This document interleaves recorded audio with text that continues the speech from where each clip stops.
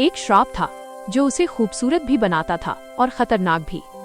जब आयला पैदा हुई, उसके आसपास फूल खिल उठे।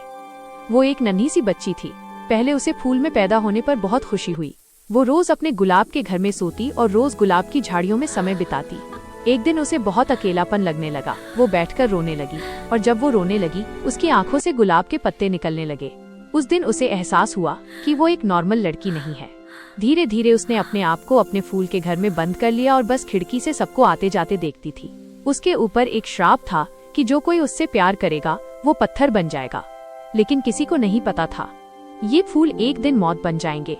जब किसी ने उससे प्यार किया, उसकी सांसें रुक गईं, उसका जिस्म पत्थर बन गया और उस पर उग आए लाल गुलाब। आयला ने फैसला कर लिया वो कभी किसी के करीब नहीं जाएगी, क्योंकि उसका प्यार किसी की जिंदगी ले लेता था। फिर एक दिन वो आया, एरियन। उसे नहीं पता था कि जिस लड़की से उसे प्यार होगा, पिछले जन्म में एरियन ने उसी लड़की को श्राप दिया था। अब वो सब भूल चुका था।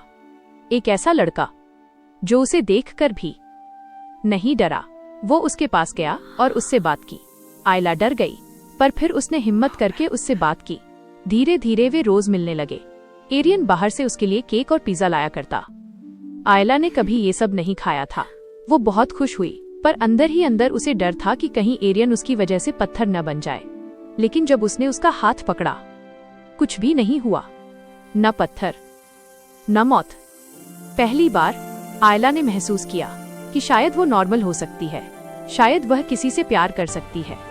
लेकिन हर रात एक सपना आता था, एक चेहरा जो एरियन जैसा था, लेकिन उसकी आंखों में अंधेरा था। सच सामने आया। एरियन वही था, वही इंसान जिसने उसे श्रापित किया था। पिछले जन्म में एरियन आयला से बहुत ज्यादा प्यार करता था, लेकिन उसे डर था कि आयला किसी और से प्यार कर लेगी। उसने उसे श्राप दिया था क्योंकि वो उसे खोना नहीं चाहता था। जो भी आयला से सच्चा प्यार करेगा वो धीरे धीरे पत्थर बन जाएगा और उसके जिस्म पर लाल गुलाब उगाएंगे। अगर तुमने किसी और से प्यार किया तो वो पत्थर बन जाएगा। अगर कोई और उससे प्यार करे तो वो हमेशा के लिए खो जाए। आखिरी बार उसने उसका हाथ पकड़ा और इस बार वो खुद पत्थर बन गई। और अब एरियन अकेला था। उसकी पिछले जन्म की गलती की सजा उसे इस जन्म में मिल गई। The story ends here. The prince was left alone.